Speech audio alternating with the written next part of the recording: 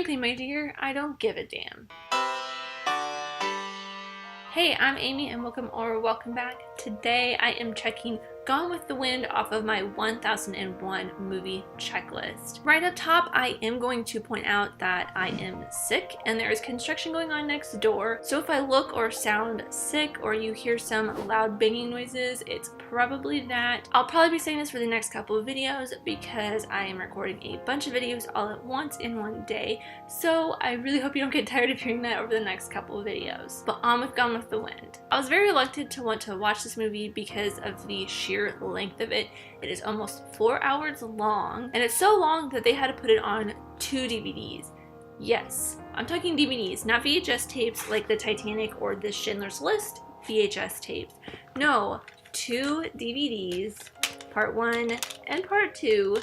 So I really was not excited about watching this, but it is such a classic movie and has such an amazing, rich history that I was more excited to watch it because of the film history behind it and just because of how important this movie is to cinema than the length of it. Not to mention, it is a classic piece of cinema from my favorite era of film history, so that helped a little bit more too. And I'm going to try to do the briefest of summaries for this 4-hour long movie.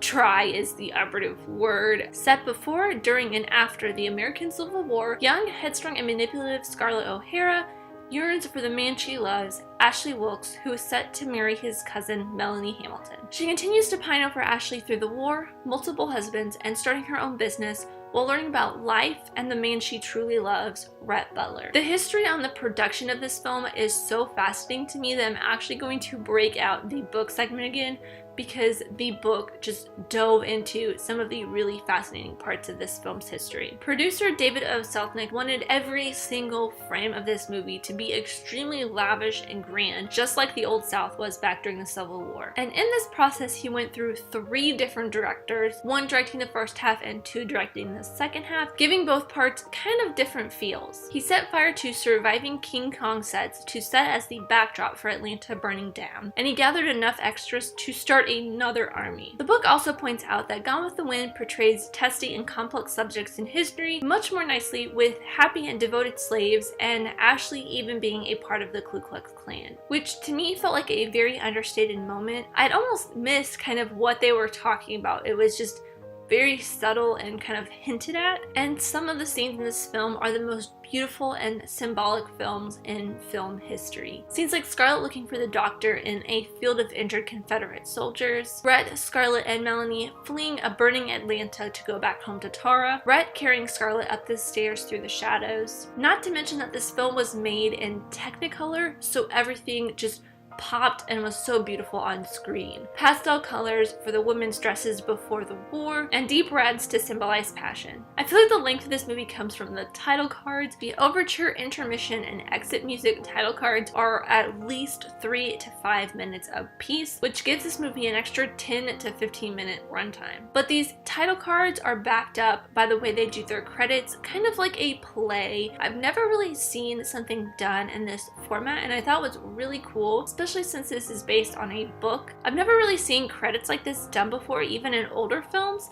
which was really cool. I really loved seeing this, and it kind of made me not as upset at the extreme length of the title cards. This film is such a classic movie in film history and pop culture that it's hard for me to say anything else than what's already been said in this video from the book, but I mean, the camera work in this is so beautiful and so amazing. The lighting and the special effects even too are super cool and different. They use silhouettes a lot in this, and it gives the film just such a beautiful, romanticized look. And even though this film is rooted so deeply in film history, there are still a couple problems I have with it. Mainly the way they portray the passage of time, which is to say that they don't really. They give you some title cards and they briefly mention different battles during the Civil War that kind of show you where time is going or how far it's gone, but nothing very definite. The only other times you can really pick up on how much time has passed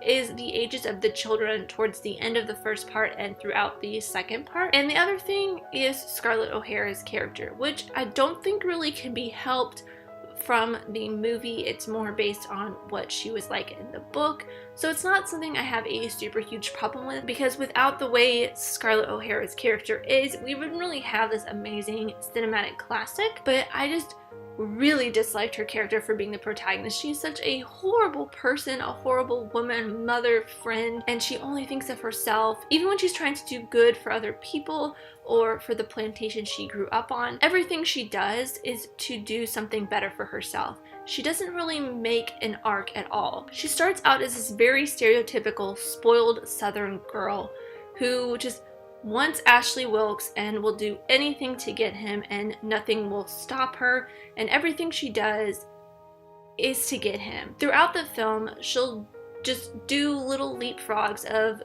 being a good person. Like, she'll start having a character arc, but then she'll go back down to where she was at the beginning, doing whatever she was doing and changing it to go back for herself. Something that really benefits her. She married 3 different men for herself.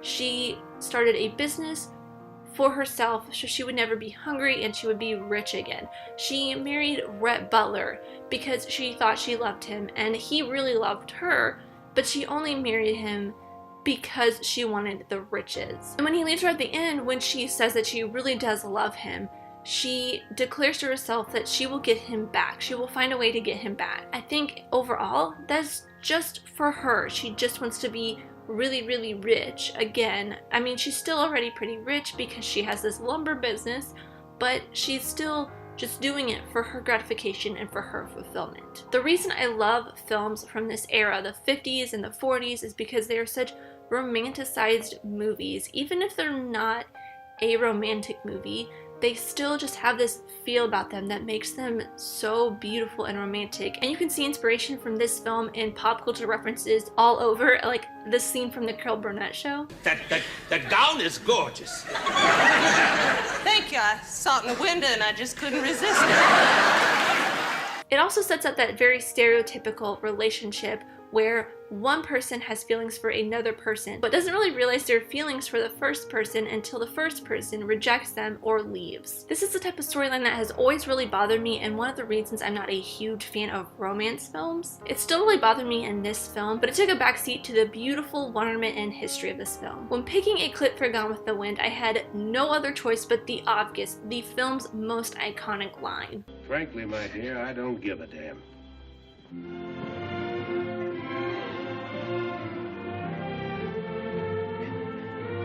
And that is all I have for Gone with the Wind. As always, these are just my opinions, but I would love to know yours in the comments down below. What do you think of Gone with the Wind, or have you even watched it, because it is such a dauntingly long film? If you want to know which films I have already watched, or just keep up with my progress in general, there is a link to a Google Doc in the description down below with a list of every single film I have checked off the list so far. After doing an insane month of Oscar films and era movies, I wanted to do something really funny and relaxing and just kind of stupid, so the film I am choosing for next week is Airplane. And thank you guys so much for watching. I really do appreciate every single one of you. Let me know who you are in the comments down below, and let's be friends. If you enjoyed this, leave a like and subscribe if you're new, because I love talking movies, TV shows, filmmaking, and film history, and I hope to see you guys next time. Bye!